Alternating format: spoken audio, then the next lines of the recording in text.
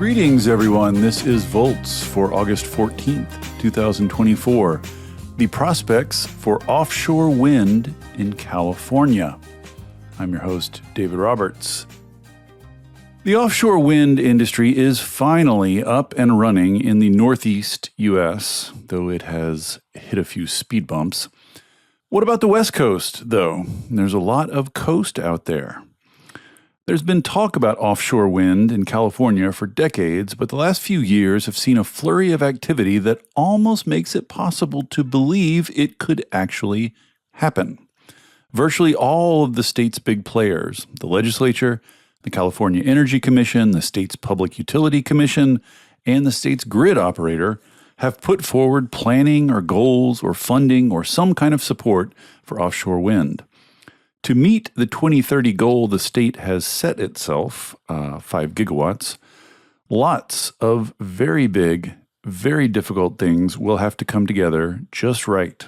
Everything from grid infrastructure to a domestic manufacturing supply chain, to a domestic workforce, to a mature, standardized floating wind technology. None of those things exist yet. They will all have to grow rapidly at once. It is daunting. To discuss the state of play in both policy and technology, I'm talking to Adam Stern, head of the industry coalition Offshore Wind California, and Jocelyn Brown-Saracino, the offshore wind lead at the U.S. Department of Energy. We'll get into everything California is doing to spin up an industry and the current state of floating wind turbines, which will be needed in the deep West Coast waters.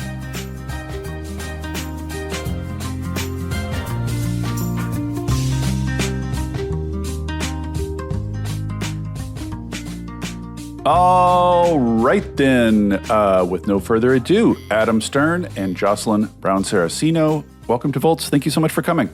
Nice to be on the program, David. Yeah, pleasure to be here. I'm excited to dig into this. I've been wondering about this subject for ages, and like many things I wonder about for ages, it seems like all of a sudden everything is happening. So we're going to cover that today. Adam, I want to start with you. Let's start with just a little bit of history here. I know I have followed the East Coast offshore wind saga somewhat closely. It's been going on for a long time.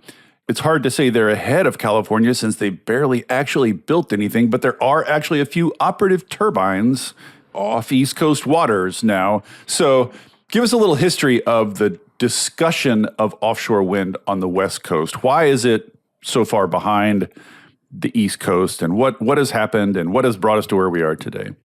Sure, David, that's a great question. So the context is beginning in 2016, the state of California, through its agencies like the California Energy Commission, the California Public Utilities Commission, and other players started discussions with the Federal Bureau of Ocean Energy Management. That's an agency that's part of the U.S. Department of the Interior, which has jurisdiction over sea space off the coast for the development of offshore wind.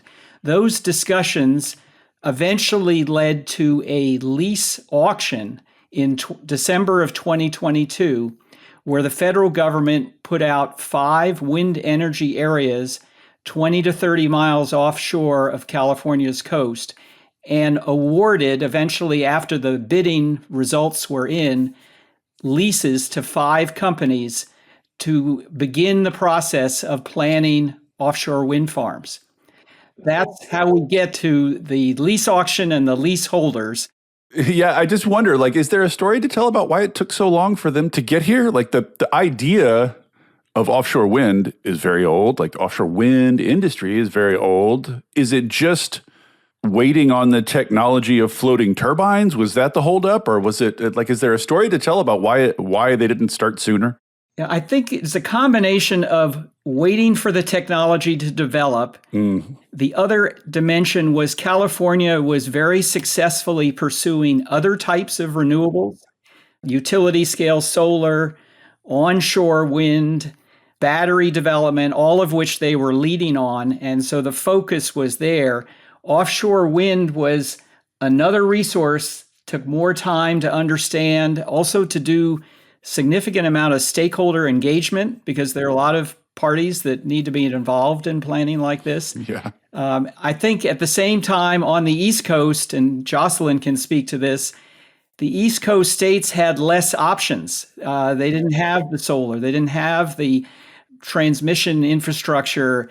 And so offshore wind was the thing. And that probably explains at least part of why California has taken longer.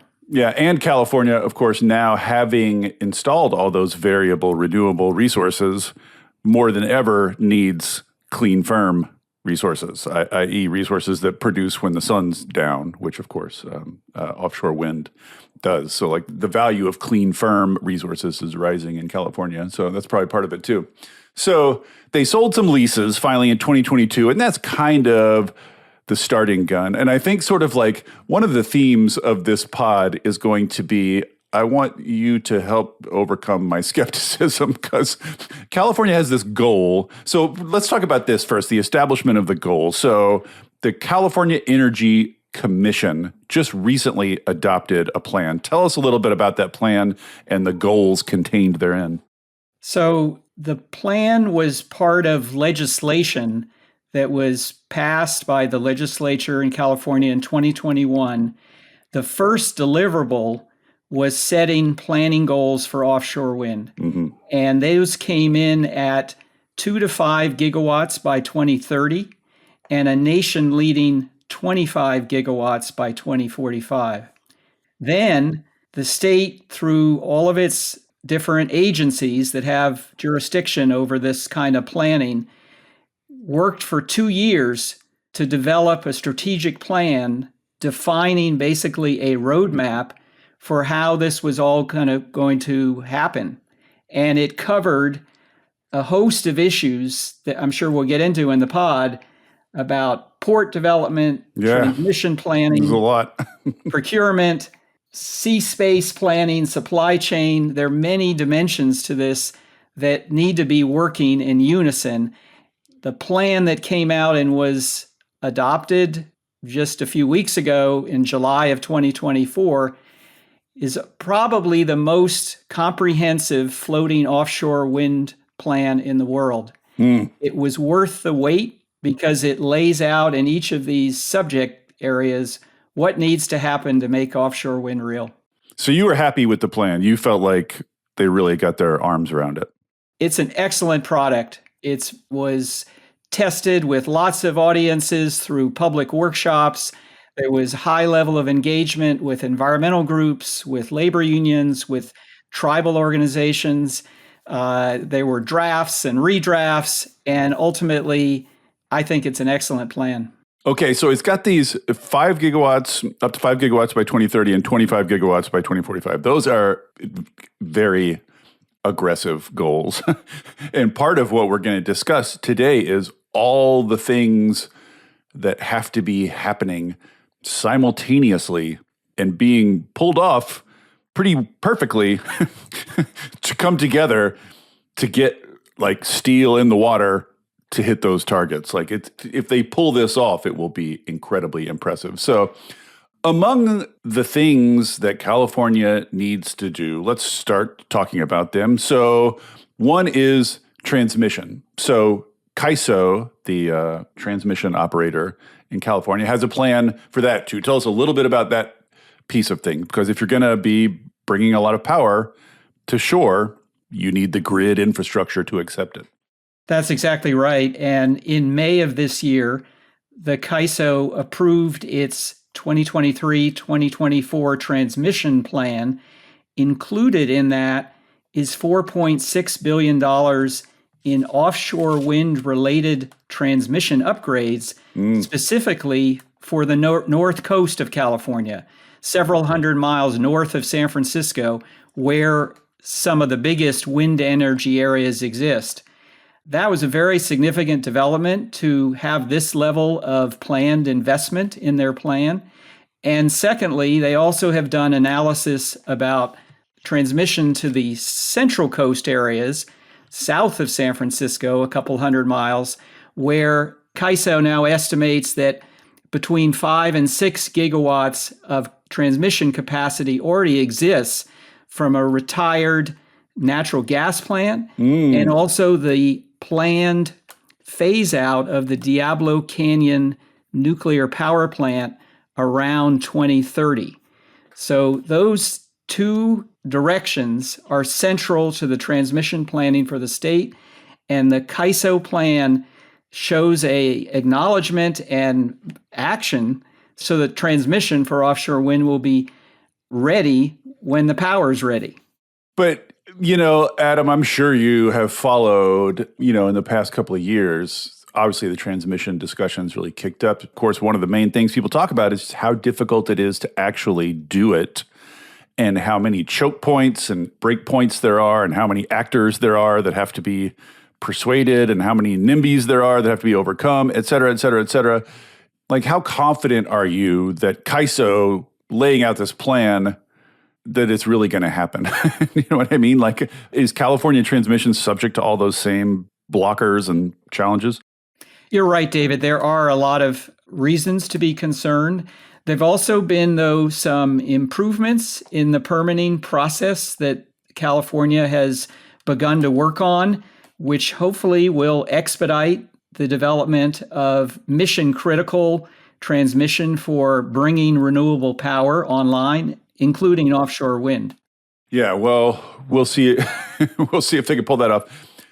One of the things that's in the California Energy Commission plan, they say, and this seems obvious in retrospect, but I guess it's not something that I knew going in. They make the pretty obvious point that it's not going to be one or two ports involved in this. If you're going to make this work, you're going to need a lot of ports in terms of building equipment, shipping things in and out, et cetera, dealing with the supply chain. So the California Energy Commission says it will need 26 ports involved in this. And so there's a federal grant. Tell me about the federal grant. How's that going to start the port process? So the federal grant is for the Port of Humboldt, which is in the far north of California, 300 miles north of San Francisco. They received in January a $427 million federal grant. It's actually part of the bipartisan infrastructure law to build an offshore wind marine terminal. Now, that is not the full amount required to do this, and the grant requires a match from either state or private sources, which haven't been identified yet. But it is a major down payment and a signal of support, which has been embraced by the Harbor District in Humboldt. And it's really the jumpstart that was needed to get the planning underway. So we don't know where the rest of the money is coming from yet. Presumably California will have to come up with the rest of that money somewhere. Most likely a significant part of it, but it also could come some from private sources. When you say offshore wind terminal, what should we be sort of envisioning there? What is that exactly? It's a staging and integration terminal that is basically the place where all the components, the towers, the blades, the cables come together and are put together like a giant Lego set to create individual offshore wind turbines that then are tugged by tugboats out to sea 20 to 30 miles off coast. And that's basically the logistics of all of this. I was going to say, in addition, the Port of Long Beach in Southern California, near Los Angeles, has also stepped forward with plans for a similar staging and integration terminal for offshore wind.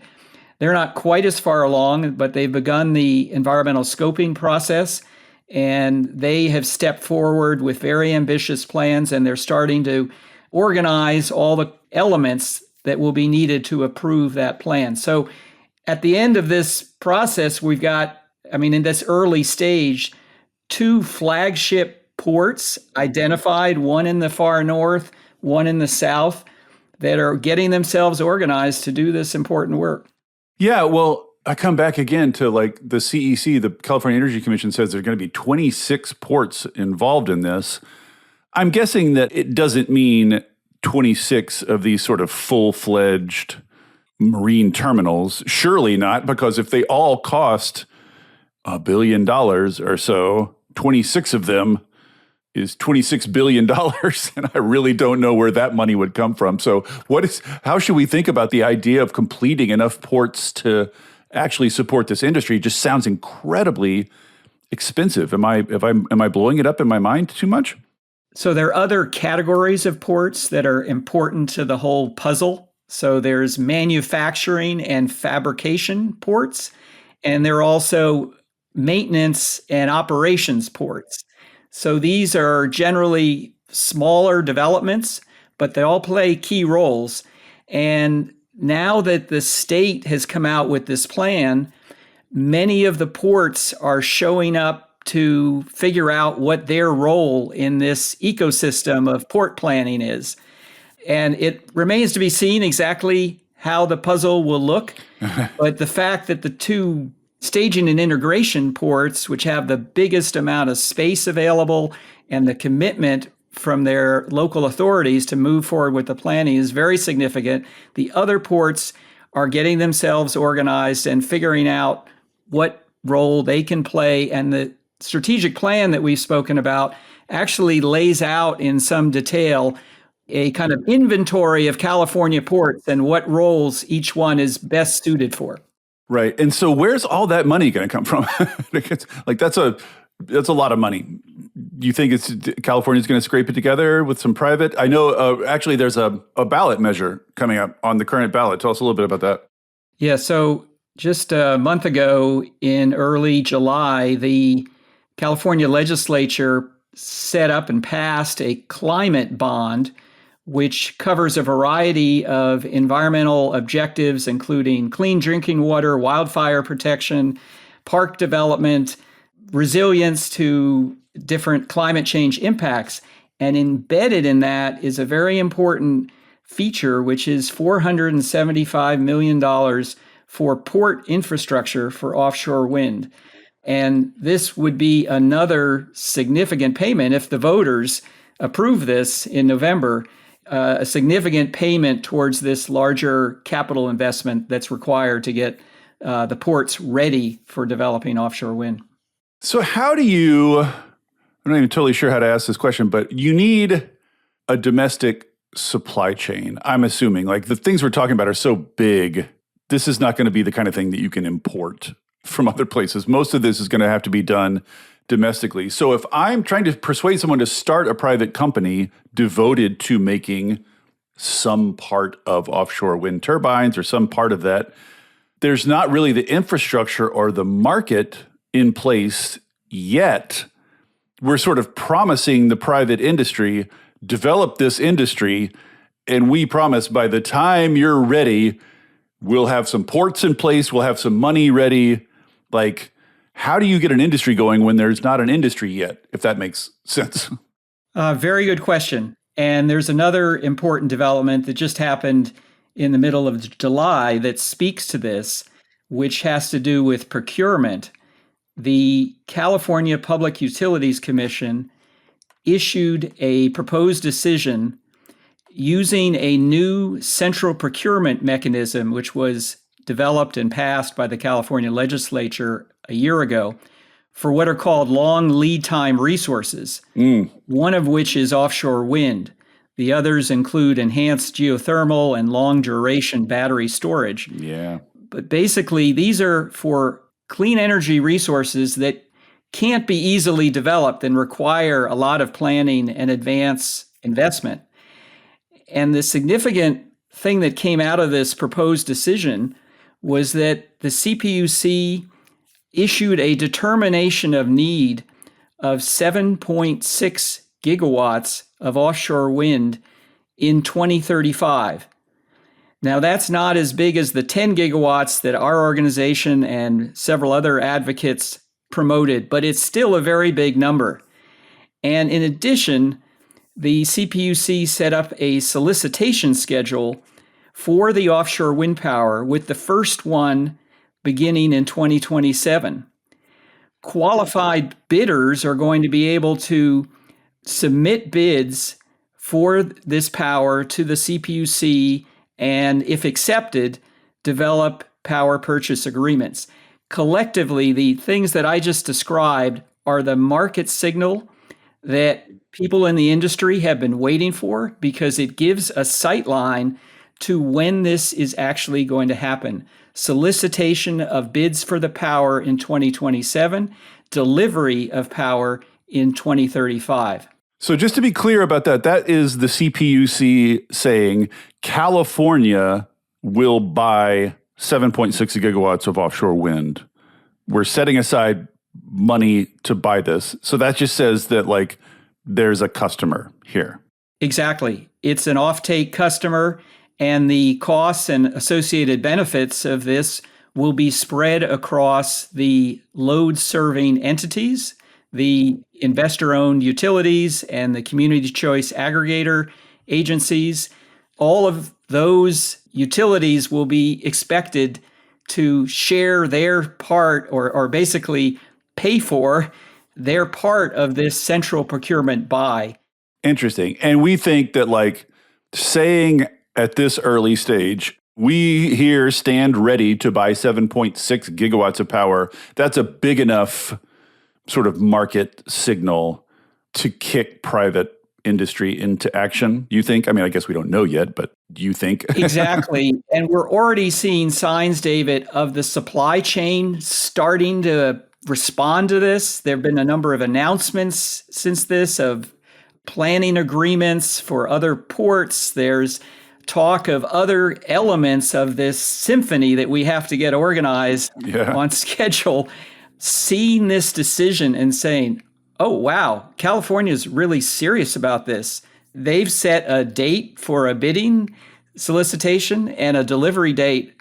Now we can begin to envision how this market delivers and all the other elements that have to be ready for this. And if I'm a manufacturer of turbine blades or cables, I'm now treating this opportunity much more seriously than I was before.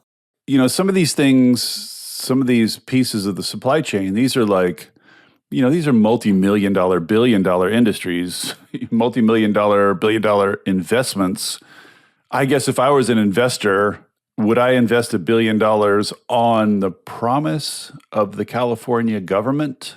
I guess I don't know if I would or not, but like it's not obvious to me that in and of itself is like rock solid enough to de-risk these sort of enormous investments. I guess we'll find out in coming years, but you look at the history on this. California knows how to lead on renewable energy.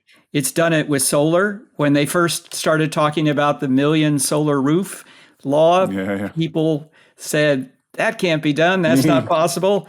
Now we have over 1.5 million solar roofs. They've done it on electric vehicles, where they set goals for adoption. In the last quarter, 25% of the cars sold in California are zero-emission vehicles. And now it's happening with batteries, where batteries are now the fastest growing part of the renewable portfolio that California has for its grid. So California has done this. I don't want to sugarcoat this, David. This is an extremely complicated, multifaceted enterprise with many different things that have to be working in unison. But these steps on ports, transmission, and procurement, just to name three, these are big signals. And I think you're going to see more commitments by some of the other supply chain players. Our trade organization represents 35 companies that are part of the offshore wind ecosystem. And, you know, they are looking at this decision and playing out its implications. And many of them have interest and capabilities that I think they'll be engaging more directly with the state in now. Sure. Well, let me raise just a couple of points of sort of skepticism for you to address. One is the slowness thing. So I think a lot of people, when they hear California has a big scheme for a giant infrastructure project, the first place their mind goes is high-speed rail. And that is not it's not a happy template. You know, we've seen high-speed rail go from these are massive plans and big talk and just sort of shrinking down and down and down, spending more and more and more. And now they're releasing press releases like bragging about how much money they've spent and how many people they've employed. And they still haven't built anything. So a lot of people are sort of like, this is classic blue state bureaucracy here. There's all these permitting issues. There's all these environmental review issues that always go on. California is notorious. The California energy law is notorious for this. Environmental reviews go on forever. So why should we have confidence that in terms of just the bureaucracy, permitting, overcoming local objections, staying on budget, like high-speed rail does not inspire. Are you confident that the sort of permitting side and the kind of social license side is capable of speed? Totally fair question. There's a very extensive permitting chapter in the strategic plan that lays out all the different state and federal agencies that have to issue permits. There is supplemental legislation that has been passed to help expedite aspects of the permitting process. So there's an awareness that this is going to take extraordinary coordination and planning. But at the same time, there's a very high level of enthusiasm among stakeholders, environmental groups, which haven't had the best track record of endorsing or supporting. Well, let's talk about that. Like, what is the general, because environmental groups, to their, I think, discredit, often in California, are often, as you say, agents of slowing things down. They've slowed down building in cities. They object to transmission lines, et cetera, et cetera. And I just imagine when we're talking about oceans, so what is the general disposition of the big environmental groups toward this industry? What I've seen, David, from many of the public meetings that I've attended over the last 5 years is there is a lot of excitement and interest about this. There is a legitimate concern about ensuring that this is done in a responsible way that protects California's coastal legacy and heritage and resources, protects fisheries, tribal interests, and many of the mainstream environmental groups are involved and supportive with caveats that it needs to be done thoughtfully and responsibly. And I've heard from, just to name one example, the National Audubon Society's Clean Energy Program has said, if we don't embrace something like this that has the potential to deliver clean energy for millions of Californians, the species of birds and other marine life that we're focused on protecting won't have a home. This is our opportunity to do it responsibly and thoughtfully, and we're all in trying to design this in a safe and environmentally attentive way. The other, sort of problematic factor beyond the sort of bureaucracy and delays that are typical of West Coast states is just the money. So in particular, California, electricity rates have been going up and up and up and up and up. This is not contrary to a lot of public opinion, not because of renewables. It's generally the delivery side. It's generally the transmission and distribution side that's driving costs up. But nonetheless, like California consumers are paying more and more and more for electricity. It's becoming a real political problem. It's something that these regulatory bodies are extremely gripped by at the moment. So I guess I'm wondering, you need to pay for these ports. You need to pay for this new transmission infrastructure. You're probably going to have to pay, I think, pretty elevated rates for the first tranche of power that comes out of these things, just because there'll be lots of first of a kind things going on here. So the whole thing, you can envision a steady state 50 years out where all this has paid for itself and everybody's happy they did it. But between here and there's a lot of spending money at a time when California ratepayers are particularly sensitive to paying more money. How do you think about that dilemma? Yeah, so it all has to do with economies of scale and setting out a large enough vision, which I think the state of California has now done, to help reduce the costs. the bigger the planning goals, the record of offshore wind in other parts of the world, in Europe and in the early stages on the East Coast of the US, shows that bigger ambition leads to lower costs. By issuing the 7.6 gigawatt needs assessment for the procurement in California, that's a big signal. And I think when there are additional procurement commitments or planning goals, and the supply chain starts to assemble, you're going to be able to track a path to affordable rates for offshore wind. And in fact, the CPUC's proposed decision specifically says that unless California invests in offshore wind now, it won't be available in the 2040s when we absolutely need it to help meet our 100% renewable goals.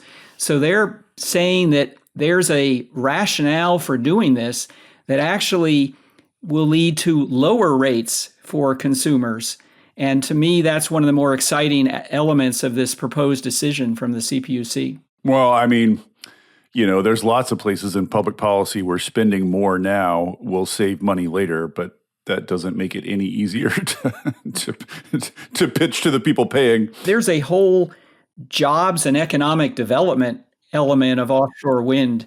There's studies that these different planning agencies have issued that shows thousands of family wage jobs in many different high-skilled professions. Yeah. So there's another benefit to this that I think is rather unique to start an entirely new industry. And California is using its size as the fifth largest economy in the world to start a whole floating offshore wind industry. Is the idea that the whole supply chain will basically be in California? I mean, is the idea that like all of this is going to be built from the ground up in California? That's the objective. I think the people who are planning this have not had a chance yet to fully lay out how much is going to come from local sources and how much from, imports. But I can tell you that the leading unions in California have been engaged in all of these planning meetings. They've been showing up at force at workshops, and they're making it clear that they want the jobs associated with this. And our organization and many others are delighted to have them as full partners in this planning so that the great majority of this work can be done here in California. Interesting. Okay, I want to turn to Jocelyn and talk about some tech stuff, but just one final question, Adam. I have to ask you, if you are held at gunpoint and forced to make a prediction, when do you think there will be a commercial power-producing offshore wind farm operating off the coast of California? I think it's very possible in the early 2030s. I'll just tell you, as I've been explaining this to my mother for many years, she said, how many years do I have to still keep living so that I'll see this and be able to celebrate this? And that's what I've told her, early 2030s. Early 2030s. All right, well, we'll hold you to that. Okay, Jocelyn, are you there? Are you with us? I am. So let's talk tech.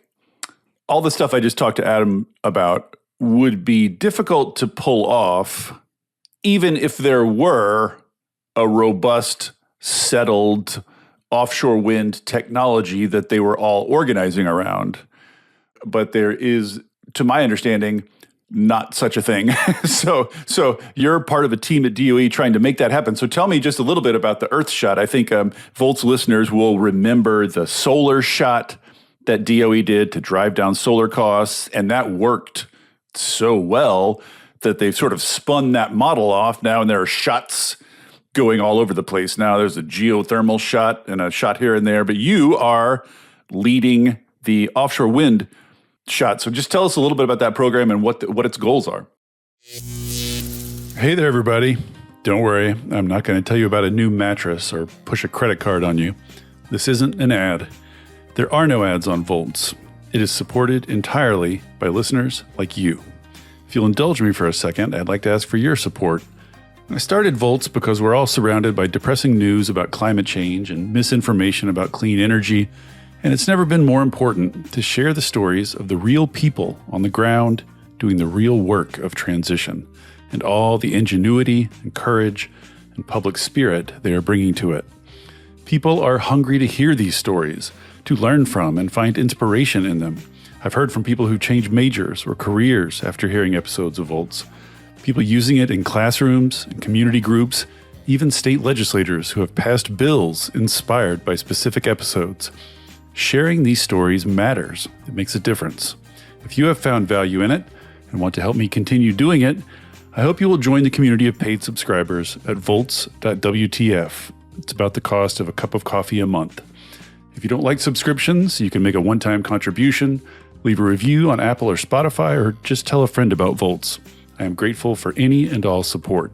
If you're already a paid subscriber, thank you. And now, back to the show. You are leading the offshore wind shot. So just tell us a little bit about that program and what its goals are. Yeah, absolutely. Happy to do so. So the Floating Offshore Wind Shot is one of a series of DOE's Energy Earthshot initiatives, as you said, modeled after the Sunshot initiative. And really, these are intended to be initiatives that tackle some of the challenges that remain that provide greatest opportunity to address our climate challenge. And the Floating Offshore Wind Shot is an initiative that's seeking to advance U.S. leadership in floating offshore wind design, manufacturing, and deployment, both with a lens of contributing to decarbonization, but also with an eye to trying to revitalize coastal economies. And floating offshore wind is a partnership. One of the things that's powerful, I think, about the Floating Offshore Wind Shot is that it is a partnership between not just the Department of Energy, but also the Departments of Interior, Department of Commerce, and also the Department of Transportation. And through that partnership, given the complexity of the work that remains before us, we're really seeking to leverage the capabilities and authorities and resources that span the gamut of issues that you and Adam were talking about to really try to bring to bear federal resources in this area. And so every shot has its headline dollar amount that it's targeting. What is yours? So as you said, each of the shots comes with a very ambitious goal with respect to reducing cost of energy. And the Floating Offshore Wind Shot sets out a very ambitious goal of lowering the levelized cost of energy for floating offshore wind by more than 70% by 2035. And one of the things that we're always keen to emphasize when we talk about this is that is not a business as usual target. That is a target that's meant to represent what might be possible with a moonshot scale effort. Yes. And, as you and Adam were discussing, part of what will make these sorts of cost reductions possible in the future is scale of development and addressing the infrastructure needs associated with that scaling.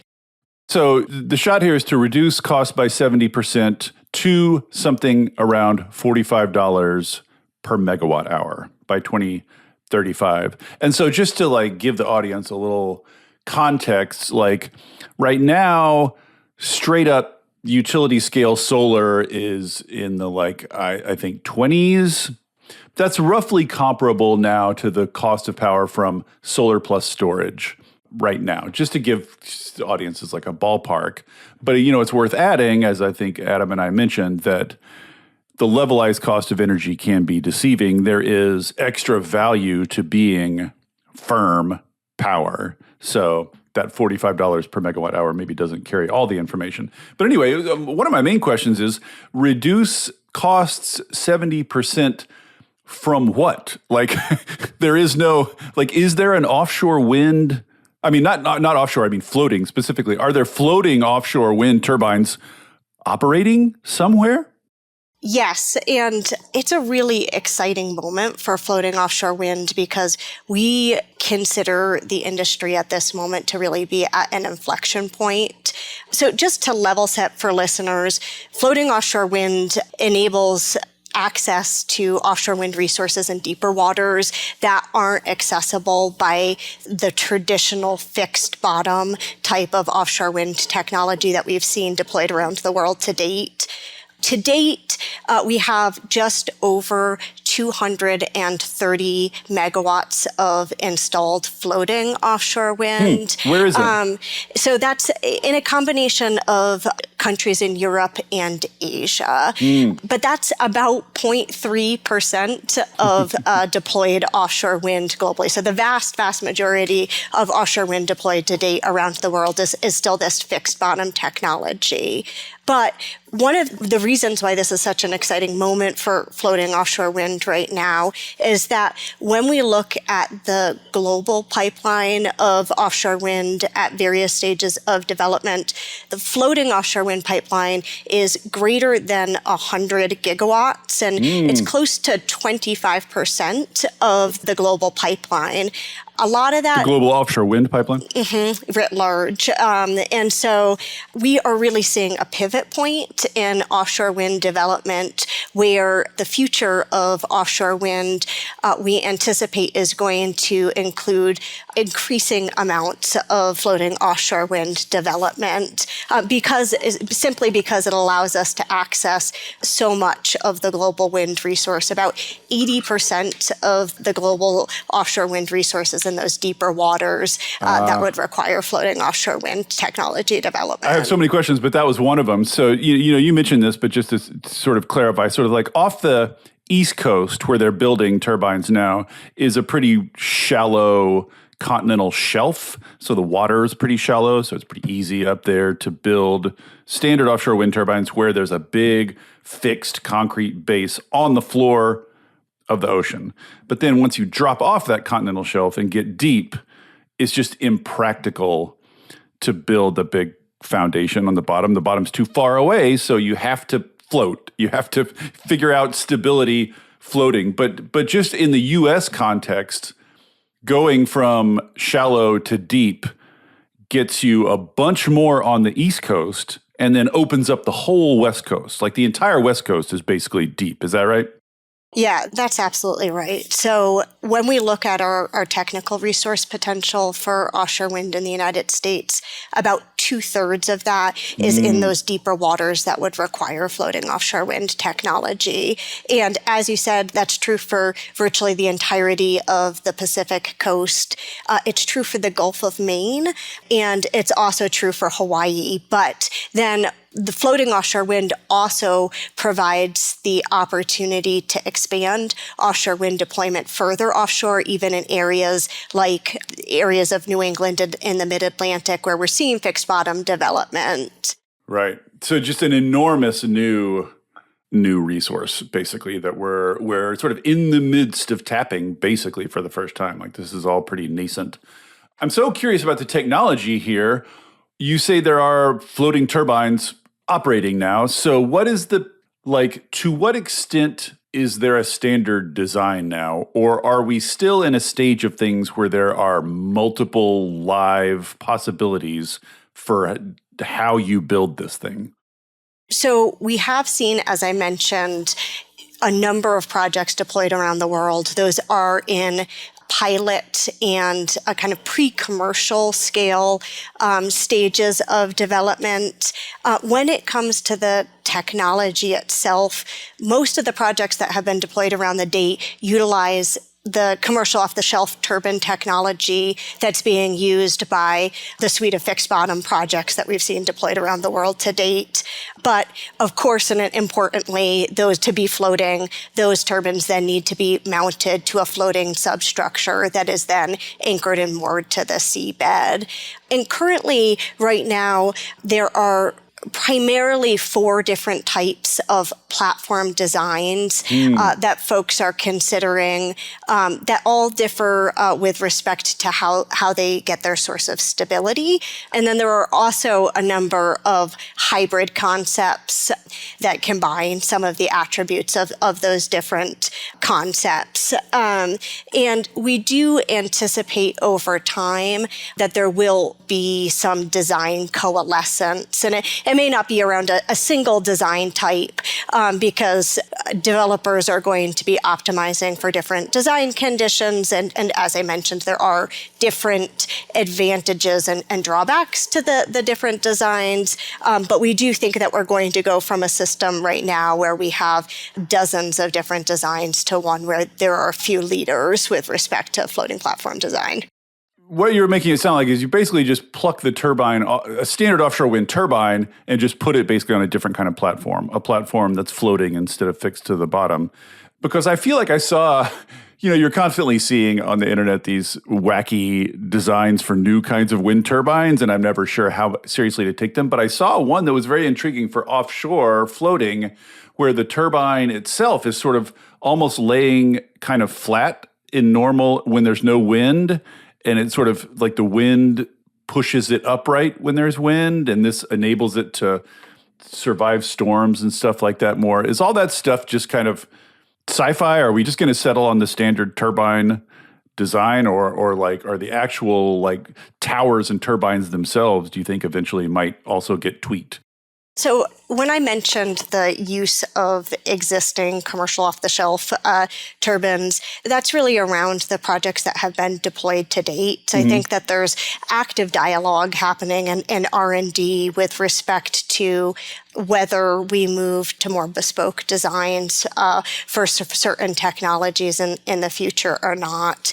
And one of the areas of active research in the floating offshore wind space is the idea of systems engineering and thinking about how do we design offshore wind systems from a systems perspective. So thinking about how we optimize both the controls as well as the hardware itself as a system from seabed all the way up to blade tip.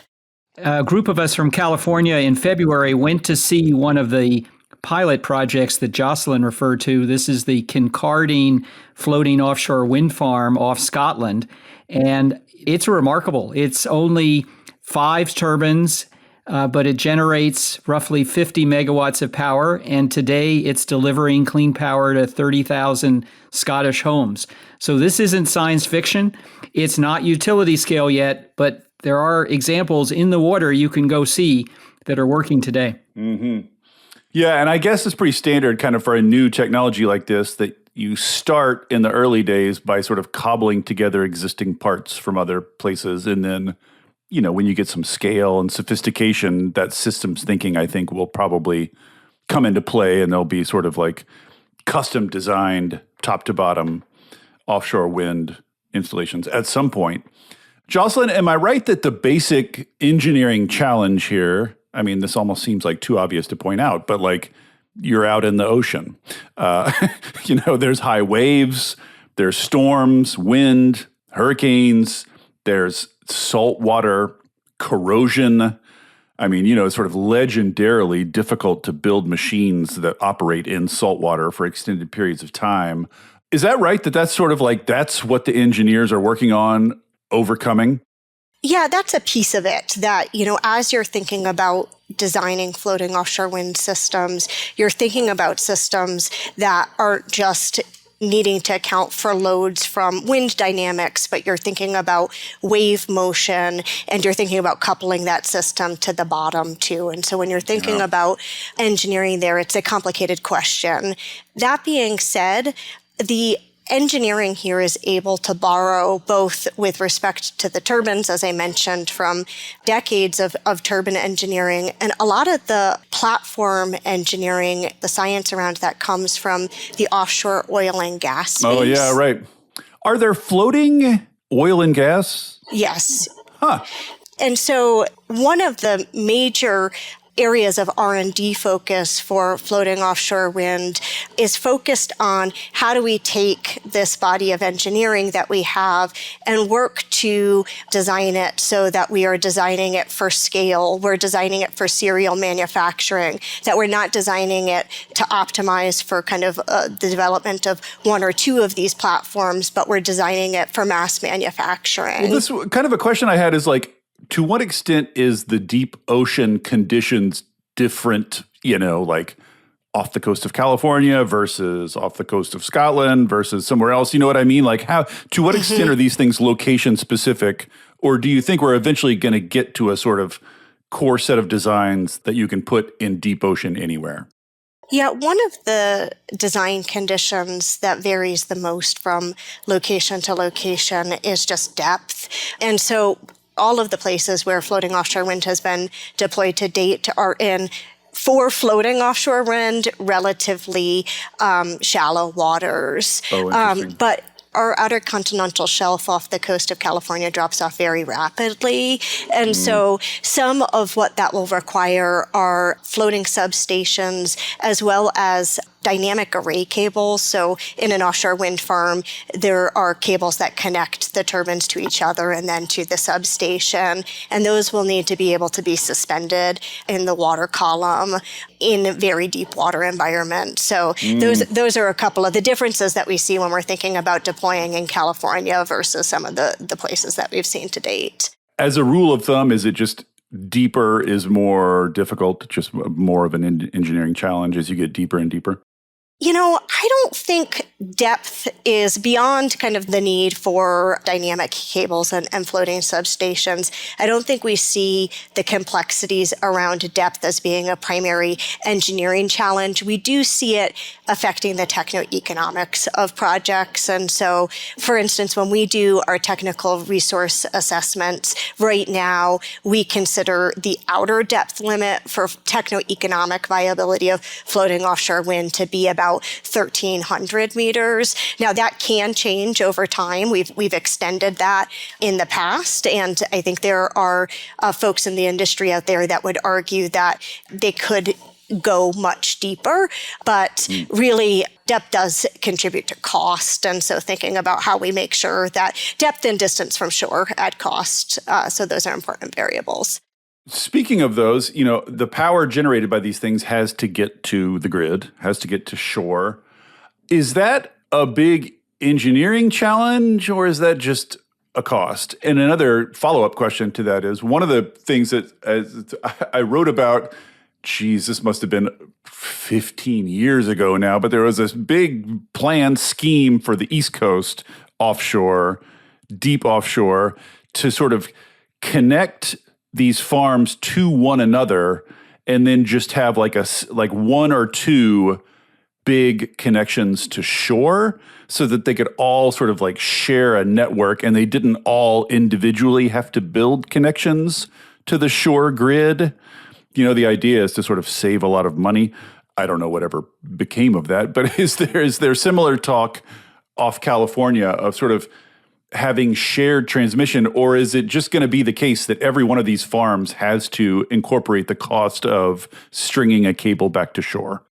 Yeah, great questions. So in the R&D space, there have been undersea cables connecting islands and other entities to the mainland for years.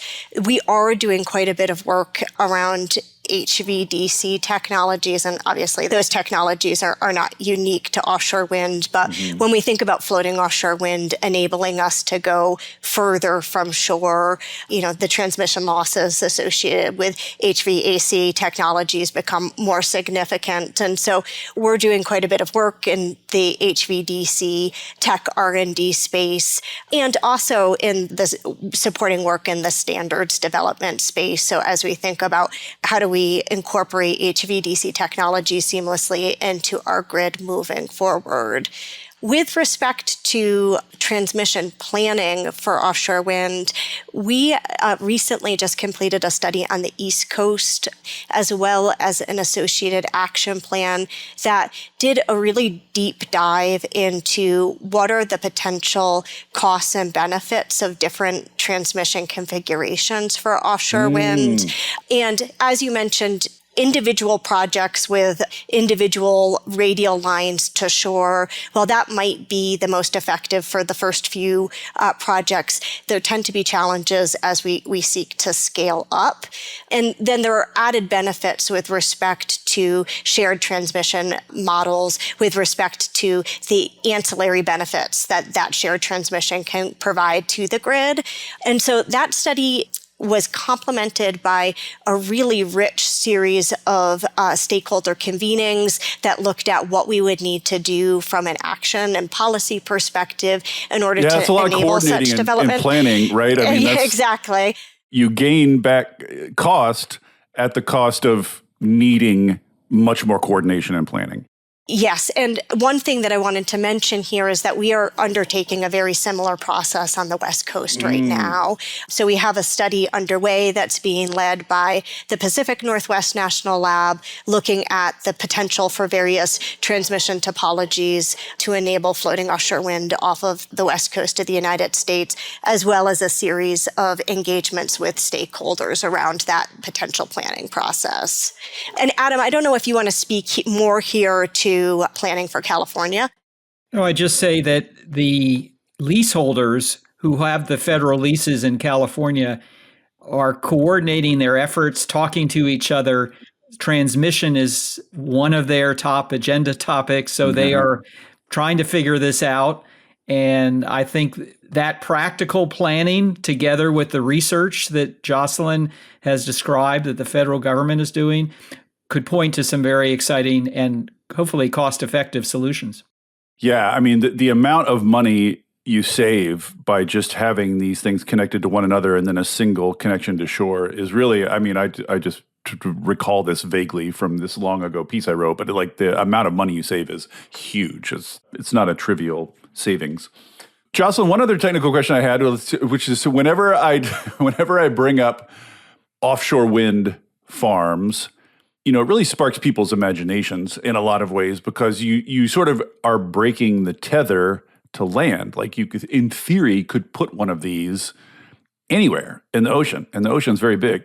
But, the sort of limit is the transmission in a sense, like the cost limit is stringing transmission. So is there talk of, and is there any technical barrier to this idea that some people have of putting an offshore wind farm out in the middle of nowhere and just not connecting it to the grid, just having it power like hydrogen electrolysis and just having it be like, or producing ammonia or something like that, or producing methanol, ship fuel.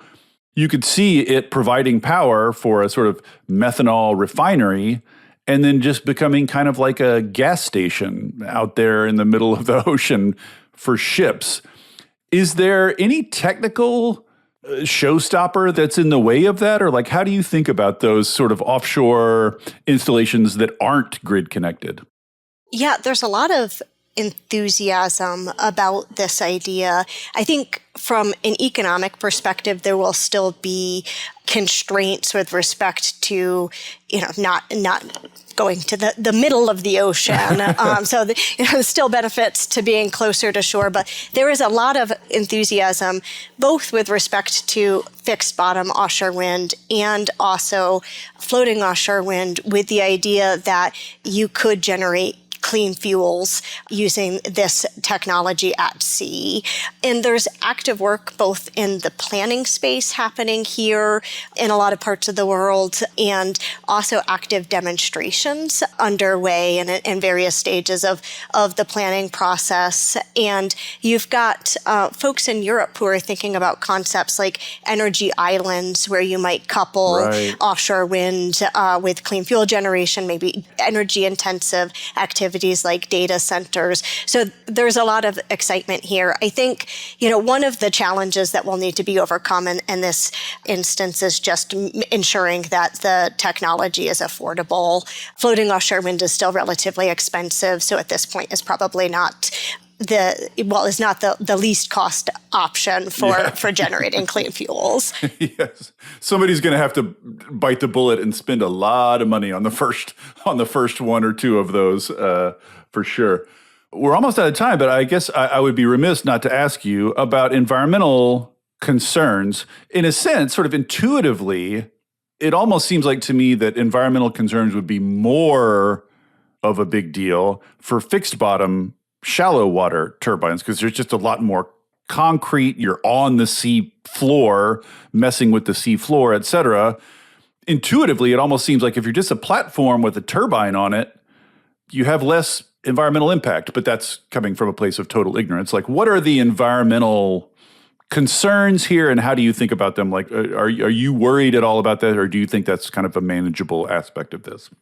Yeah, so with respect to potential environmental impacts from offshore wind, I think one of the things that's really powerful about how we develop offshore wind in the United States is that virtually every project is going to be in federal waters where there is a really systematic process by which projects are both cited and also the impacts of those projects are considered as projects move forward with proposing their layout and move forward with development. And so the way that offshore wind is developed in the United States, Adam mentioned the Bureau of Ocean Energy Management, they go through a very deliberative process to identify the most appropriate sites for developing offshore wind, and then they go through a NEPA evaluation for every project. Good Lord. As they're doing that, they are leaning on both a body of studies here in the United States, but are also one of the I think the advantages that we have as we're thinking about development in the United States is we have 3 decades of experience developing offshore wind in Europe and elsewhere. And for floating offshore wind, we saw the first pilot scale projects go in the water in 2009. And so we've got 15 years of experience there. And while the operating environments will be different, we'll see different species and habitats here than we've seen in Europe. I think that there is a lot that we can glean about what we can anticipate in terms of stressor-receptor relationships. And so the primary considerations that folks are thinking about as they think about floating offshore wind development are potential effects on animal use and movement patterns, whether that's fish or marine mammals or birds. But can I ask about this? Yeah, absolutely. I keep saying this, but the ocean is very big. Like, and even if these floating turbines or these floating wind farms, even if they're, on a human scale, seem big, they are relative to the open ocean, relatively small. Like, I just can't imagine that, like, there's a fish species that absolutely has to pass through that particular patch of ocean and can't just go around it. Like, I guess I just wonder, like, how big of an impediment could these things really be to the operation of fish in the open ocean? Like, is that a real concern? So I think that it's really important that we go through a data-based and research-based approach to evaluating impacts. Right, of course. But I think what we have seen out of Europe is that we are not seeing kind of ecosystem scale impacts of these projects, and that some of the concerns that folks have had, they've been able to research and come to better understand scale of impact. And so I think as BOEM is going through their evaluation process for these projects, for the environmental impact statements that they've developed to date, they've been able to identify mitigation measures to ensure that there's not significant harm to the marine environment or organisms that live there. And I think, to my mind, another important piece to keep in mind as we're thinking about the development of offshore wind and environmental impacts.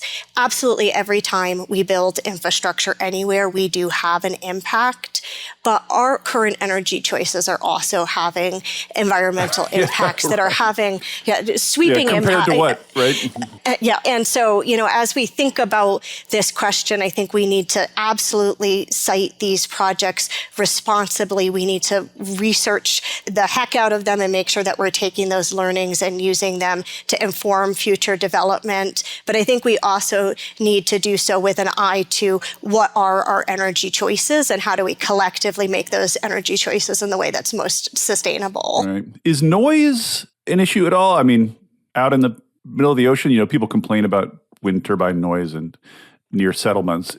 Do they produce enough noise to bother marine life? Like, is that a thing? Yeah, there's quite a bit of work being done on the East Coast around noise and offshore wind. And that primarily focuses on noise produced from construction. So the way that most fixed bottom projects that have been deployed around the world to date use a monopile that it attaches it to the seabed. And that pile driving can be a noise intensive activity. Yeah, that I can imagine being very loud. Exactly. But once it's built. With respect to operational noise from offshore wind, there is work being done to try to look at are there impacts, but I think there are far less concerns around operational noise. And in the land-based context, it's primarily looked at from the context of a social acceptance with respect to wind development. And from a noise perspective, one of the benefits of floating offshore wind is that because you don't have those monopiles that are noise intensive to develop, the actual installation should be quieter. Yeah, I mean, like from what Adam described, you're basically building the thing onshore and then towing it out to where it's going to operate. So like that sounds entirely quiet. I mean, it's just the sound of a towboat. Yeah, and there will be some noise associated with the anchor system, and that noise will vary depending on what type of anchor the project is using, but will look different from a noise profile perspective than fixed bottom technologies. All very intriguing. It's really clean energy is full of these stories. Just like we seem right on the precipice here, right on the verge of like kind of a whole new industry, a whole new technology, a lot of pieces coming together. Exciting times to be living through. Finally, the West Coast is getting in the game. If I can just add one point, which is as we're doing this recording, a huge wildfire is raging in Northern California, something that we're used to seeing more and more commonly. And I think at this moment, people are yearning for climate solutions. And this opportunity to build an offshore wind industry is one of the more exciting things underway, particularly for young people to be able to engage in solving some of the problems that Jocelyn identified as remaining challenges is just terrific career opportunity. Yeah. I mean, it's just a fun engineering challenge, like so many of these things, like aside from the dire sort of circumstances that's taking place in, it's just really like, what an interesting thing to apply yourself to. Exactly. Mm-hmm. And I think we only have to look to Europe to see that this is both a possible opportunity and a powerful opportunity. I think it can seem big and daunting, particularly in the abstract, but the development of offshore wind and associated infrastructure has been done really successfully in Europe, and it really has yielded whole new industry, revitalized manufacturing sectors. And so I think there's an investment here, but there's a real economic opportunity as well. And just to kind of in closing, one of the most powerful work trips that I've done in my time at the Department of Energy was to a little island off of Germany called Helgoland that had about 1,300 residents. And that island went from one that was losing residents and having declining tourism to one that now hosts operation service centers for several offshore wind farms and is thriving. And not just thriving with respect to offshore wind, but just having a resurgence with respect to its tourism industry. Yeah. And to me, that's the North Star of what we're trying to do here. It's building a new industry in a way that helps us decarbonize our electric system and our economy, but does so in a way that has both direct economic benefits and ripple effects on whole communities. Well, there you go. And it's a chance for California to show the world that it can build big things in a reasonable time scale, which the world needs to be convinced of at this point. Thank you two so much. This is enormously illuminating, very exciting time to be tracking this stuff. Thank you both for coming on.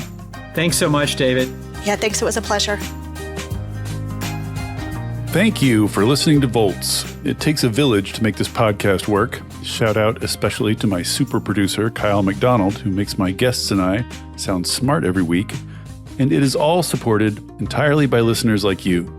So if you value conversations like this, please consider joining our community of paid subscribers at volts.wtf, or leaving a nice review, or telling a friend about Volts, or all three. Thanks so much, and I'll see you next time.